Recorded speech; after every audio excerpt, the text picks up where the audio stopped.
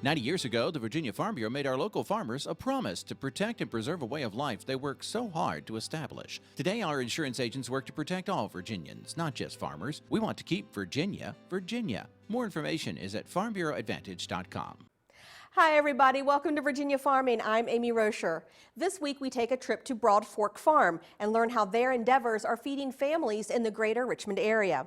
Then Mark Viette's tips on selecting the right plants when we go in the garden. We'll also have the Ag Calendar, a Minute in the Field video, and of course your Ag News of the Week, all on this edition of Virginia Farming.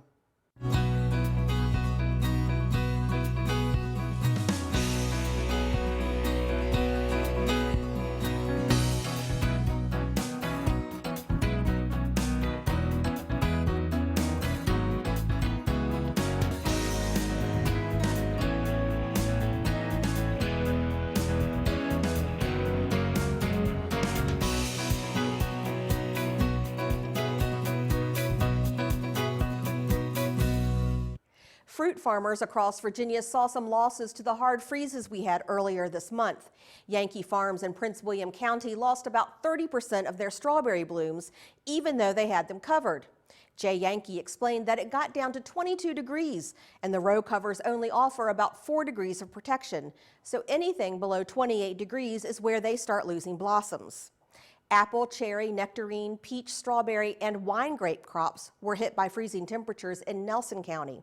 Fruit trees in Carroll and Patrick counties also suffered a hard freeze. The cold weather even delayed corn planting for growers across the state, and winter grain farmers in eastern Virginia may have lost some yields. Another loss Virginia is experiencing is honeybees. Virginia is losing about 30% of its beehives per year, and VDAX is tackling the problem in a variety of ways. One way is to encourage people to plant pollinator gardens or pollinator window boxes. The USDA has helpful tips on creating a pollinator window box that works as well for city residents as it does for rural residents. See pollinator.org/windowbox. This new tool allows people to determine which plants will provide pollinator forage based on their zip code. Site visitors can print them out and take a list of plants to their local garden store and grow them in a box. Even a space as small as a window box can help pollinators by ensuring they don't have to fly too far to find food. The USDA's Value-Added Producer Grant Program is helping farmers grow their businesses. The USDA's Sam Rickers toured several Virginia farms to see how they put their grant money to use. We caught up with him just outside of Harrisonburg at Mount Crawford Creamery. The Value-Added Producer Grant Program is a program that helps producers who want to add value to their commodity. Here we're at Mount Crawford Creamery. I just talked with Kenny, who's been raising dairy cows here for years, and he's taking the milk he's making and putting it into artisanal dairy products. What we know that the program does is it enables farmers to really add to that value-added product. What that does is it opens up markets for them, and it increases their customer base. What we know is that people, more and more, they really care about knowing where their food comes from, who grows their food, and how it's produced. Rickers says the program is gaining momentum and funding. This year we're excited to announce $44 million of grants available to producers around the country who are wanting to take their commodity, whatever they're growing, whatever they're producing, and add some value to it. And in some cases, that's simply by saying, hey, we add value when we produce a local product. You could take something that is an organic product. That in and of itself is a value add in the program. We want to really help family farms, small farmers. There are priorities that we want to help new and beginning farmers really get a start. We also have a preference in the program that helps veteran farmers. So we are hoping, and we have seen results where these dollars, that also require a 50% match. So it's not just government dollars going into some farm. The farmer and this family or her family are coming together, pulling together their resources, using some of the government resources that we're able to provide, and stay on their farm or start a new farm. Mount Crawford Creamery's Kenny Will said they had good help applying for the grant, much of which they used to offset the cost of labeling their products. We had Chris Cook with Virginia Fairs, which is part of the Virginia Farm Bureau Association down in Goochland. And he and his team, they helped us apply, and the grant is going towards, it was mostly labeling and bottling, and advertising. Would they do it all again? Yeah, we do it again. We do it again. To find out more about the Value Added Producer Grant Program, visit the web address on your screen. According to VDAC's Leanne Dubois-Harrow, Virginia is seen as a big player in the farm-to-school scene, mainly because of grassroots efforts. The USDA's 2015 farm-to-school census found farm-to-school activities in 57% of Virginia's school districts. 63% of those schools were using locally sourced foods for breakfast, and 92% were sourcing locally for lunch. Farm-to-school sourcing is not without challenges. For smaller-scale farmers, those challenges include meeting institution-size product needs, as well as getting those products delivered. School systems sometimes lack staff and infrastructure needed to prepare such meals from scratch, and staff at some aren't sure where to start looking for local foods. In recent years, some districts have purchased products through local food hubs and directly from produce auctions and farmers.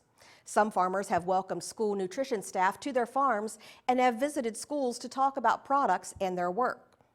But any way you look at it, Virginia's farm-to-school program is building relationships. Well, someone else building relationships is Broadfork Farm. They're serving the greater Richmond area at local markets and through their CSA. Today we find out more about this unique operation and community-supported agriculture. That's straight ahead on Ag Insights.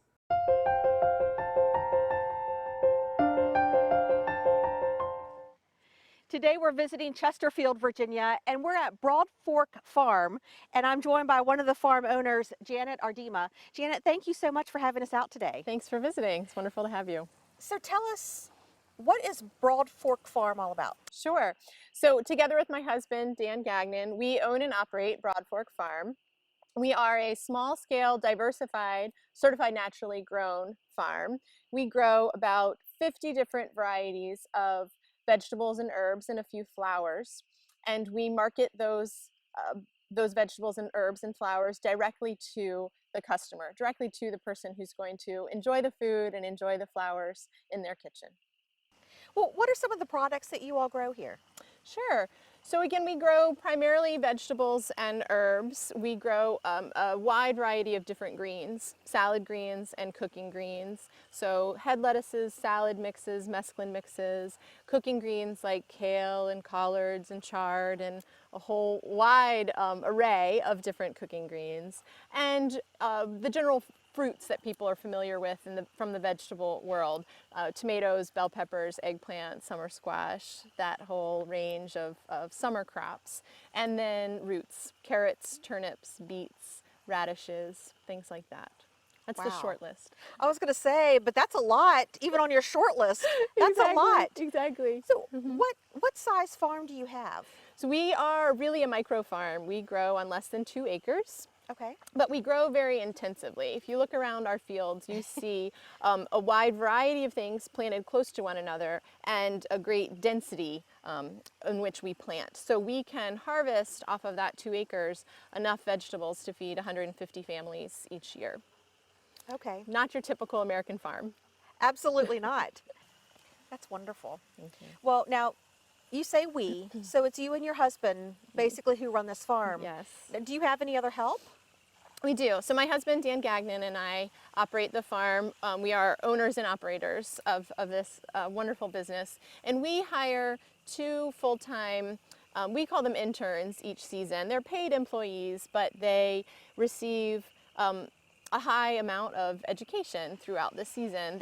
We look for people that don't necessarily have experience growing vegetables, but rather have a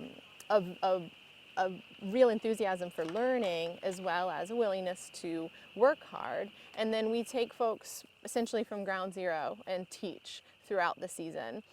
Everything from the best soil science information that we can pass on to them, overarching philosophies, themes, and approaches to this world of small-scale, diversified, organic agriculture, as well as the technical day in and day out process of growing, harvesting, and marketing the vegetables. Now, you all sell at farmers markets, but you also have a thriving CSA.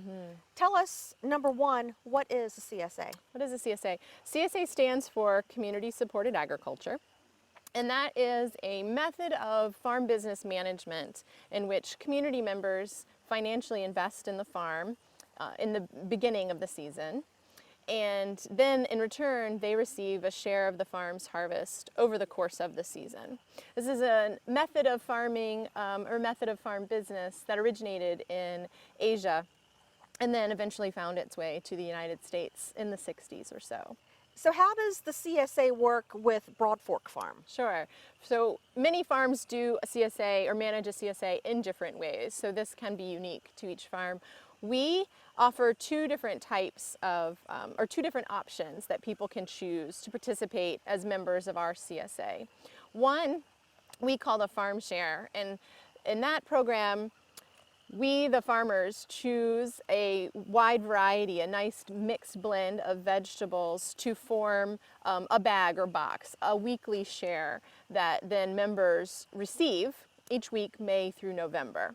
Okay. So they get a nice variety of vegetables, but it's also a bit of a surprise that week. There's things that are pretty standard, but regardless, they don't know exactly what's going to be in the box until that week, because we choose the contents. Okay. The other arm of our CSA is called our market share, and that is more of an a la carte option. So CSA members choose item by item what they want from us throughout our entire growing season. Okay. And we tend to sell about 11 months out of the year. Okay. So the market share runs all 11 months, and people choose from whatever we have available then. Now, with the market share, do people choose what they want at the beginning of the season and say, No. this is what I want? So No, not at all. Week by week. week by week. Okay. So they literally can come to our farmers market booth and choose what they want that particular week, and it's just debited off of their account. Their account. Okay. Like they're collecting shares of what they have bought into, Right. One by one. So everything is prepaid, but then how they gather it and distribute and all that is kind of up to Very much up to the them. person. But the beauty of the CSA really helps the farmer Absolutely. because it gives you the funds to start your growing season. We see it as definitely mutually beneficial. We do receive the funds in the beginning of the season when we're not selling things yet or not selling very much yet. And that allows us to really be accountable to the community that's going to be eating this food rather than being accountable to a lending institution, which would be the alternative. Right. And so we choose to allow our community to help fund the startup of the season. And then because of our close relationship with the community, being members of our farm, it's a wonderful way to be accountable and to participate in the experience of growing food and feeding a community more closely than if we didn't have CSA members literally investing in the farm in January, February, March. How long have you guys been doing this, and how long have you had the CSA going? Sure, those are two different answers. So Okay. we started our business just over 4 years ago in February of 2011. We'd purchased the land about a year and a half prior in order to clear land and prepare the soil a bit. But we started selling vegetables in the spring of 2011. We didn't start our CSA until the spring of 2013 because we wanted to make sure we had spent a couple of years in this community growing food and selling it just for cash, no investment up front by community members, so that our community could get to know us before entrusting us to grow food in this way for them. So this is the third year for our CSA happening, beginning right now. And have you seen an increase in subscribers as you've gone? Absolutely, and thankfully. So we've limited our the CSA involvement of our farm business as we have become more mature farmers and as we have been able to grow more and more. But so we are getting more and more CSA interest each year, as we are also having more CSA member slots available.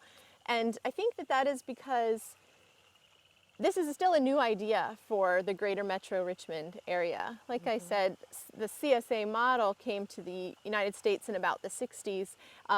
Really hadn't hit the Richmond area until after the year 2000.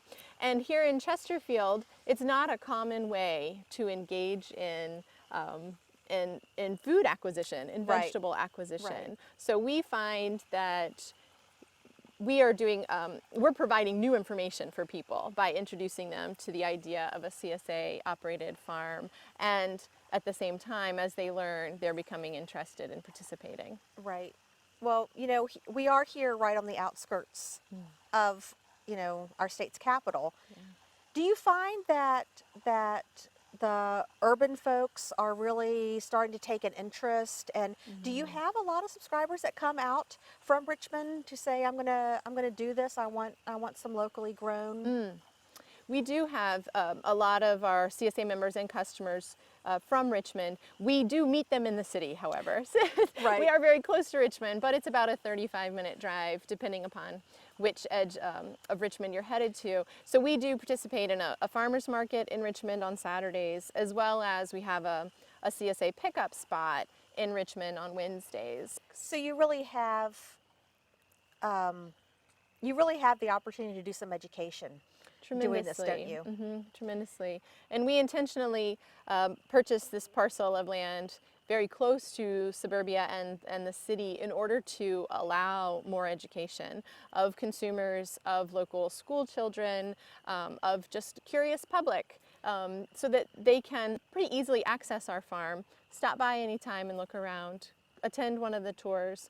We put a lot of information on our website as well. These are pretty unique characteristics for a farm, and even a farm like ours, to allow people to learn as much as possible about what we grow, why we grow food for a living, and how we grow food that is certified naturally grown, and aiming for the most nutritious vegetables that we can. And none of those things are necessarily a given. And so Right. those are passions of ours that we put into this endeavor. Now, I noticed you have some construction going around here. Yes, we Can you tell do. us about it? Absolutely. So we have just about a year ago started construction on a barn for our farm. We chose to purchase this parcel for the reasons that I've mentioned. The downside of siting our farm here in this place is that there was no farm infrastructure. We did not purchase an established farm. So we have not only put up greenhouses and high tunnels, but we also needed to build essentially a wash and pack shed, though it's a nice large barn, to be able to prepare all the vegetables after we harvest them, put them in cold storage for our customers, and then also, since we have people pick up their vegetables here at the farm, the barn includes a really nice, spacious, and weatherproof or rain-safe pickup area and farm stand. We have some folks stop by just to purchase cash sales at our farm stand as well. Okay.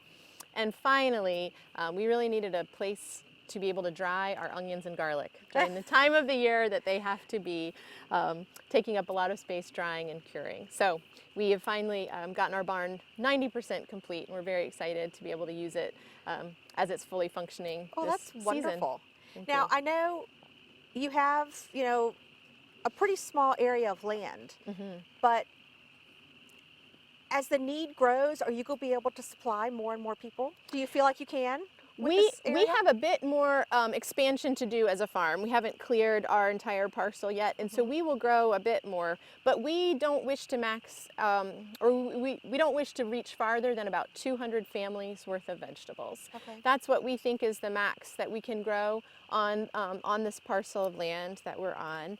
If other farmers are interested in possibly starting a CSA, how do they go about doing that? Sure. So there is a really rich conference series about small-scale organic farming, which often uses the CSA model, both in Virginia and in the East Coast in general. And so I would highly encourage folks that are interested in pursuing this business to get on the conference circuit and attend as many events that they can to learn. Virginia has a wonderful organization that we're members of, the Virginia Association for Biological Farming, and the VABF, as it is known, puts on an annual conference with international and nationally known speakers presenting really quality information along the whole spectrum of things that one needs to know to be able to operate a business like this. So that's where I first point people. And that's what it's all about, connecting the farmer with the people who eat their food and let people know where it's coming from. Now, if people want more information on Broadfork or even on your CSA, what should they do? Absolutely. We direct people to our website, broadforkfarm.net, and we have an array of pages that provide information about our CSA, more detailed information about how we grow and what we grow, as well as information about when our farm tours are for the season, and a whole plethora of other information that we found our customers are really looking for when they want to know about a farm. Great.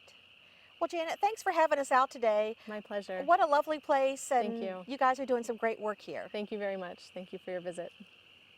We'll be right back.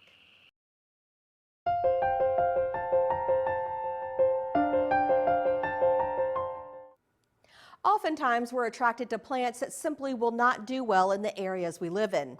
Today, Mark Viette has tips on selecting the right plants when we go in the garden. Many of our house plants are what we call tropical plants. They're plants from different parts of the world that really may not freeze, or if they do freeze, they still get very warm at other times of the year. So these are plants that we want to bring indoors that may be growing in an area that has a lot of humidity. So I recommend a couple things. First of all, try to pick house plants that have been grown locally in a greenhouse for a couple weeks. Maybe they've been grown all year long. But when it comes to picking a house plant, there are certain types that you can pick that I call super hardy purple thumb. For example, when we go to our greenhouse, we might find a beautiful plant like this, alocasia. Nice, beautiful, shiny leaves. But this plant needs a lot of light, but very high humidity.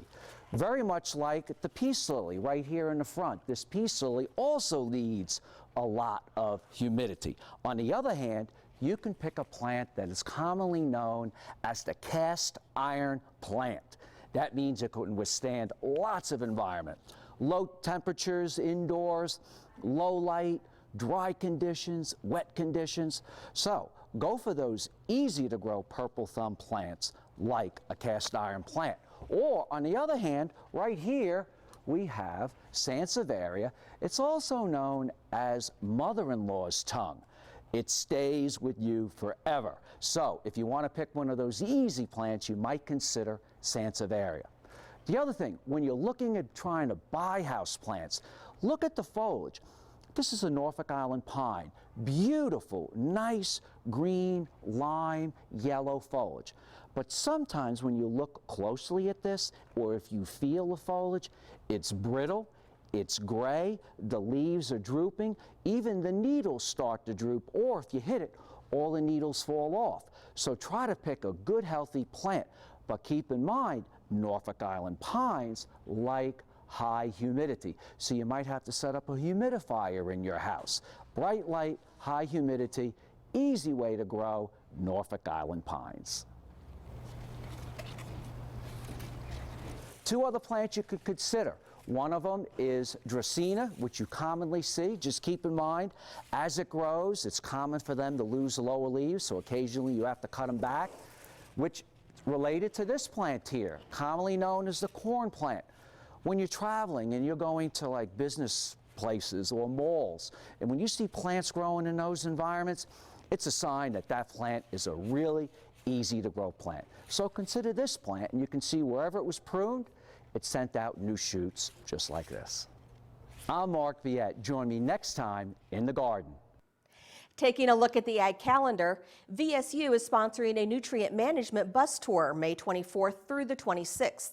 This tour of Northern Virginia, West Virginia, and Western Maryland will take participants to see a variety of niche markets on small farms. Hear from successful growers about strategies that have made them sustainable and how soil nutrient management practices have been utilized on their small farms. Space is limited and there is a $50 registration fee. More information can be found at agriculture.vsu.edu. That does it for our show. Thanks so much for watching and have a great week. I'm Amy Rocher for Virginia Farming.